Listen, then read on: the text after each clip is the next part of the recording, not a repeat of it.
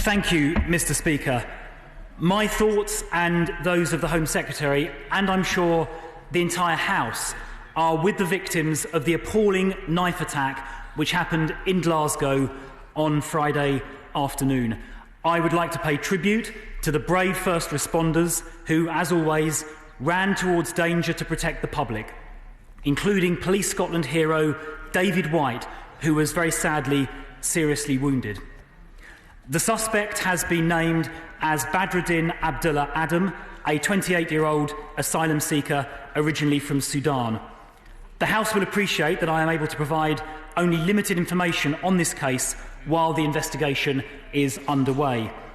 But I can talk about the United Kingdom's proud history of supporting asylum seekers.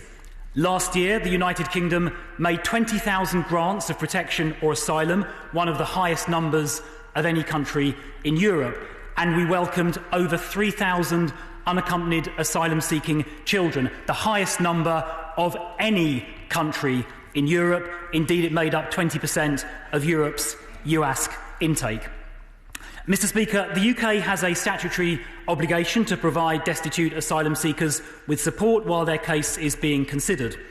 While asylum cases are being considered, asylum seekers who would otherwise be destitute are provided with free accommodation, the utilities are paid for, council tax is paid for, free healthcare on the NHS is available, free education is available for those with children, and there is a cash allowance to cover other essential living needs, recently increased by 5%, considerably more than inflation. The package needs to be viewed as a whole.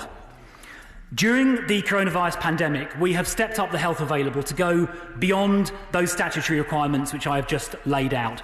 We have paused the usual practice of asking people to move on from supported accommodation when their asylum claim is decided, either positively or negatively, so they can remain in supported asylum accommodation.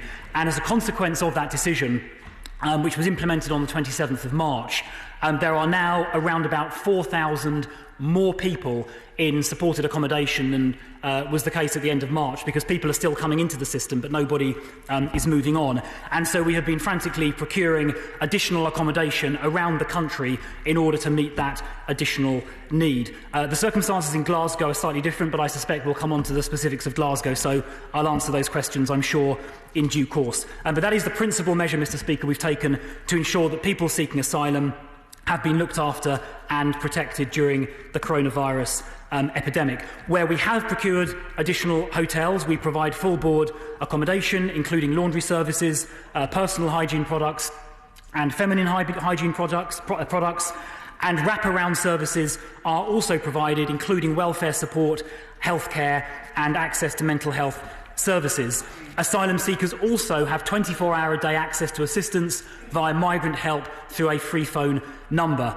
Mr. Speaker, we are working at pace to increase the available accommodation so we can, as quickly as we can, move asylum seekers from hotels into more permanent accommodation, which I think we all agree is more suitable, and efforts are currently underway to do exactly that. And of course, over time, in due course, we will be returning to a business-as-usual approach in a phased, proportionate and very careful way.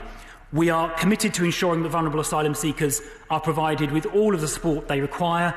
As our nation has been battling coronavirus, we will continue, and we have continued, to look after asylum seekers, and we will continue to drive forward the reforms required to support those asylum seekers who are in genuine need. I commend this straight into the House.